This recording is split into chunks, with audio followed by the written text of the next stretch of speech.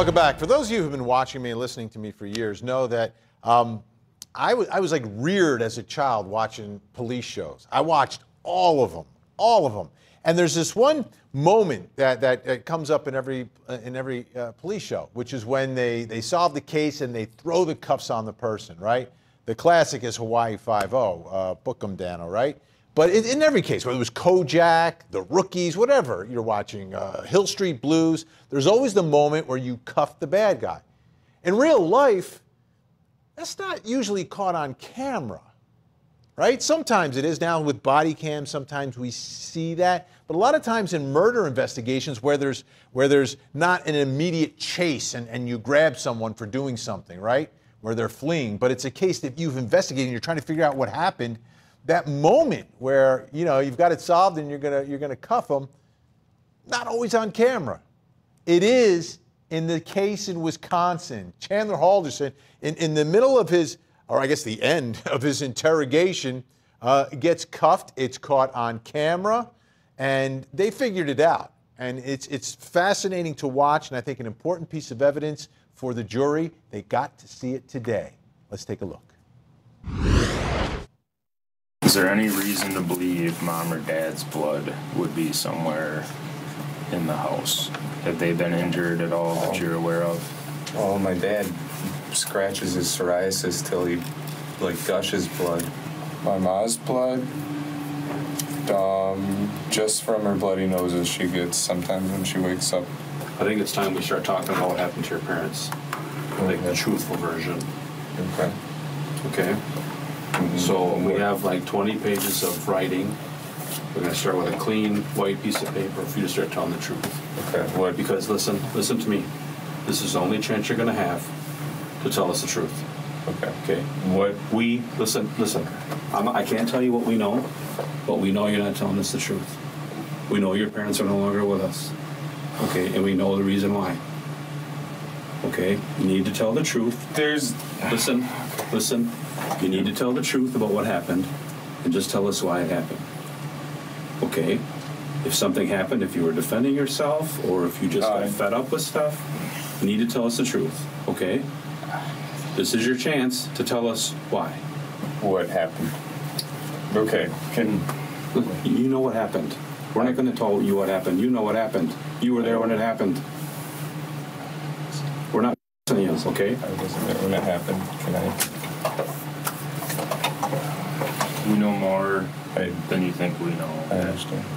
But there's people that have told us things. We have evidence. We have proof that more has happened. Okay.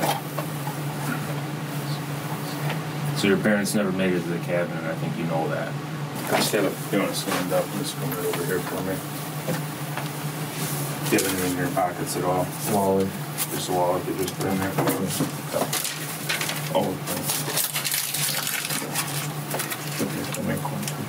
What's this right now? Vape in the corners. Okay. So they won't take the vape down in the jail. Okay. Was it just me, or did it look like he was about to heave? I mean, you could see in his face that, oh, wait, they're on to me. They've got, oh, no. And then it happened. Let's bring in Court TV legal correspondent Chandler Painter. Join us live from Madison, Wisconsin tonight at the courthouse inside the courtroom. Let's talk about the reaction to this interrogation video, because to me, very, very revealing, especially in a case like this where they only see him in the courtroom with a mask on. Exactly, Vinny, and this jury knows that this may be the only time they hear from the defendant. They've heard from him in Ring camera security videos, going around the neighborhood asking if his neighbors have video of certain times. Now they're hearing him recount a story in the days and the weeks leading up to his parents' disappearance, what his parents did, what he did, and what he did in the days after. And he was so detailed. What stood out to me was how detailed he was and how well he was able to remember and recount even what he ate on, 7 days before then. But this jury taking a lot of notes. They were looking up at the screen. They were looking down at their notes. And the defendant also looking up at the screen, watching himself very comfortably inside the courtroom, Vinny. So at this point, I mean, this trial is moving along pretty quickly and some powerful evidence. How far along are we? How much more do we have to go here? We're expecting around a week and a half more, so this trial should wrap up within the next 2 weeks, Vinny. We know that there's an extended prosecution witness list. Next week should involve more investigators who talk about how they processed the crime scenes. We're even going to start to learn more about the alleged murder weapon in this case and how they tie that back to Chandler Halderson, also cause of death evidence. There are 19 expert witnesses listed in the court file, Vinny. That's a lot. Unlikely maybe they'll call all 19, but there's still a lot to go for the prosecution in this case. Yeah, 19 experts. And is there any indication or anything anywhere from, there's been minimal cross-examination, I know, that there is any other suspect that was investigated, looked at, or considered in this case? There's nothing that we've, of course, heard in the trial so far, and I've scanned through the court file, Vinny. Most of the motions are under seal, the prior act motions, some of the pretrial motions in limine. So the judge did do that early on to limit pretrial publicity in this case. And because it only happened, a few months ago in July, there's not a lot back and forth, but nothing that I've read from this case file or heard so far in testimony indicates any other suspect. He was quickly pinpointed after he gave his story, reported his parents missing, Vinny, and then they found the remains of his father. And the next day, we just watched that video where he was arrested. All right, Chanley Painter in Madison, Wisconsin. Rest up this weekend. You got a big week next week, but also stay warm. It's going to be super cold, I understand, out there. All right, so thank you so much. Let's bring back in our think tank. Still with us, Bernardo Villalona, Ian Freeman, Brian Watkins. Ian, we're talking about videos tonight. I love video interrogations. Does the defense bar like them? Because like here, we're watching him and we're seeing his facial reaction to, they got some evidence on me. He looked like he was going to throw up. Sure. So overall, yes, the defense bar, we do like them. There's a trend across the country with a push towards videotaping the interviews, because oftentimes what we would hear from our clients is, I was coerced, or I didn't say that, or they were threatening me, whatever it is. Well, here it all is. So yes, the more tape, the better as far as an interrogation is concerned. And in some places where they don't have them, we even seek instructions, or the rules even allow for instructions to a jury to consider when there's something that is not, in fact, videotape. So yes, short answer, absolutely. Yeah, and I agree 2,000% with you, because you know, we've seen a case right here on Court TV with an obvious false confession, Skylar Richardson. Brian Watkins, let me ask you, did it look like to you that he was going to throw up in that moment when the officer is interrogating him and talking about, yeah, we got proof of this, we got proof of this? Yeah, he did not know how to handle that. You know, it was obvious. He instantly became nervous. You know, a juror's going to look at that, and that's a consciousness of guilt right then and there. And it's going to be very difficult for him to talk his way out of that situation if he decides to take the stand at his trial.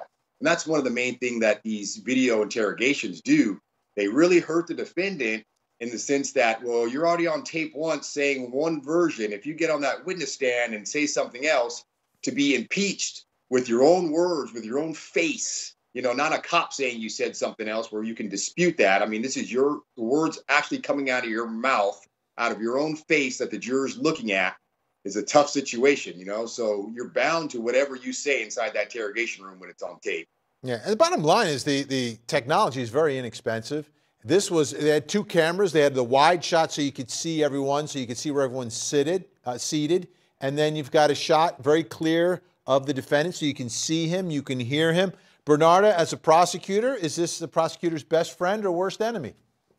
I love it. I love it. I love that these precincts now have video cameras inside of the precinct in the interrogation room. And interestingly enough, here in New York, you can't even see the cameras. It's like hiding behind like stereo woofers on the wall. So you think it's like artwork.